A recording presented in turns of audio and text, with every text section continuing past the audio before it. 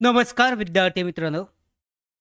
Post office GDS ग्रामीण डाक सेवक या पदासाठी जी भरती प्रक्रिया घेण्यात आली होती, या अंतर्गत 10वी पासच्या बेसवर तिसरी मेरिट लिस्ट जी आहे, उमेदवारांची कट ऑफ, उमेदवारांची निवड यादी, शॉर्ट लिस्ट ही आज जाहीर करण्यात आली आहे. पोस्ट ऑफिस GDS 2026 साठीची तिसरी मेरिट लिस्ट आणि कट ऑफ हा जाहीर झाला असून इंडिया पोस्ट ग्रामीण डाक सेवकसाठीचा पाहू शकता.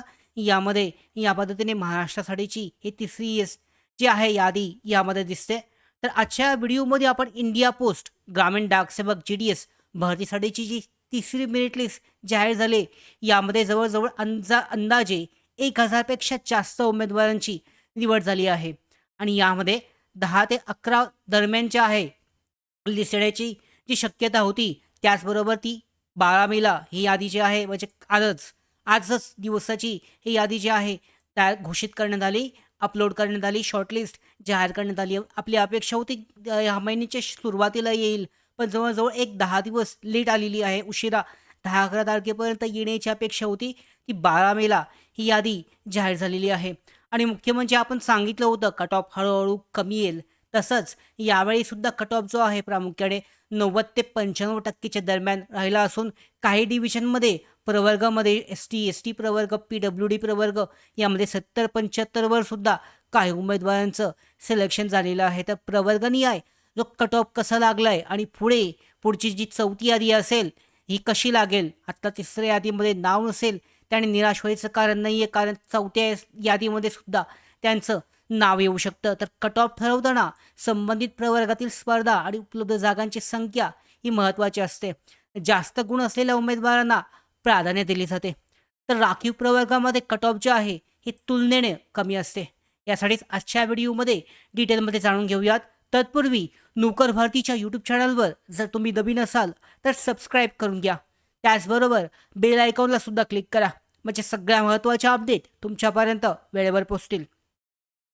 तर पाहूयात महाराष्ट्रातील प्रमुख डिव्हिजन जे आहेत, डिव्हिजननुसार जर तुम्ही कट ऑफ पाहिलात, या ठिकाणी प्रत्येक डिव्हिजननुसार तुम्ही यादी जी आहे चेक करू शकता. GDS ऑनलाईन एंगेजमेंट शेड्यूल 1 तिसरी मेरिट लिस्ट आहे आणि तिसऱ्या मेरिट लिस्टसाठी उमेदवारांना 26 मे 2026 पूर्वी कागदपत्र पडताळणी TV पूर्ण करायची आहे आणि त्याच्यानंतरनं याच पॅटर्ननुसार पुढच्या महिन्याच्या दुसऱ्या आठवड्यामध्ये जूनमध्ये जी चौथी मेरिट लिस्ट आहे, निवड यादी ही जाहीर होईल. यामध्ये 1000 उमेदवारांचं नाव आहे. त्यांना कागदपत्र जे आहेत तयार करून दिलेल्या ॲड्रेसवर त्यांच्या डिव्हिजन PO जो आहे त्या ठिकाणी त्यांना हजर राहायचं आहे कागदपत्र पडताळणीसाठी 26 मे 2026 पूर्वी.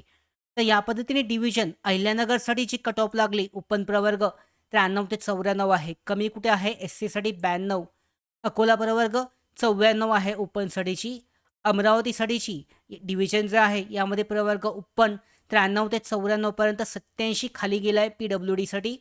बारामतीसाठी 93 ते 94 आहे. यामध्ये डिव्हिजननुसार 89 खाली आला आहे. बीडसाठी सुद्धा 89 आहे. त्याच्यानंतरनं भुसावळसाठी 92 यामध्ये प्रवर्गासाठी आणि यानंतरनं पाहू शकता चंद्रपूरसाठी 90ची आहे कट ऑफ यामध्ये. छत्रपती संभाजीनगर 93 ते 94 ओपन प्रवर्ग.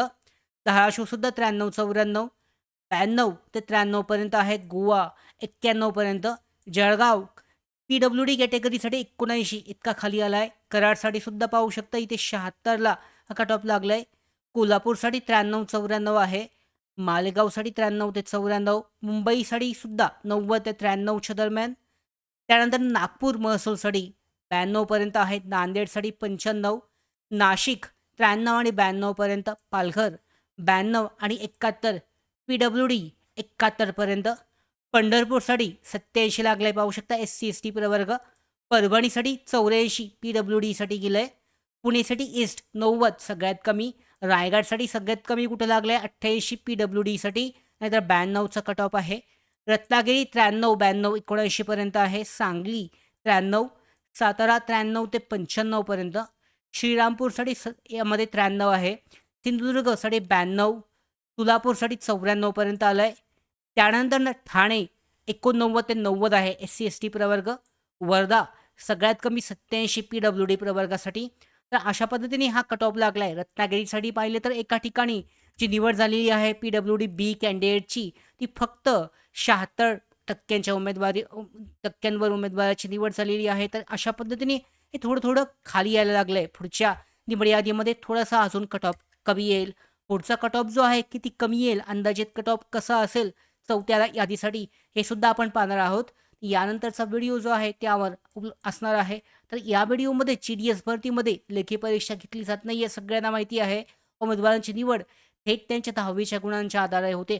आता यामध्ये लवकरच चौथी यादीसुद्धा जाहीर होईल. तुमचं जर नाव असेल तर तुम्हाला काय करायचं आहे, डॉक्युमेंट व्हेरिफिकेशनसाठी तयारी ठेवायची आहे. कागदपत्र तुमचे जे आहेत हे तयार करून ठेवा आणि 26 मे 2026 पूर्वी तुमचे डी-व्ही जे आहे, तुमच्या जे काही डिव्हिजन दिलेलं आहे, त्या डिव्हिजनच्या ठिकाणी जाऊन तुम्हाला तुमचे डॉक्युमेंट जमा करायचे आहेत. डॉक्युमेंट व्हेरिफिकेशन करून घ्यायचं आहे आणि जरी नाव नसलं आलं, तरी तुम्हाला निराश व्हायची गरज नाही आहे. कारण थोडासा कट ऑफ पुढच्या यादीमध्ये कमी होईल आणि मेरिट लिस्ट जी आहे चौथी यादी जाहीर होईल. यामध्ये 90 पर्यंत कट ऑफ जो आहे हा येऊ शकतो. काही प्रवर्गामध्ये अजूनसुद्धा कमी येऊ शकतो. या यादीमध्ये 1000 उमेदवारांची यादी जाहीर झाली. पुढच्या यादीमध्ये सुद्धा जवळ-जवळ 1000-1200 उमेदवार असू शकतात. कारण तेवढे उमेदवार पुन्हा अपात्र ठरतात. आता कशा पद्धतीने पुढची यादी जाहीर होते लवकरच आपल्याला समजेल. त्याच्यानंतर लवकरच याद्या पूर्ण झाल्यानंतर पुढची जी मेरिट यामध्ये जी-डी-एस भरती आहे ती सुद्धा जाहीर केली जाणार आहे. तर अशा सगळ्या महत्त्वाच्या अपडेट मिळवण्यासाठी नोकर भरतीच्या यूट्यूब चॅनलला सबस्क्राईब करा. धन्यवाद.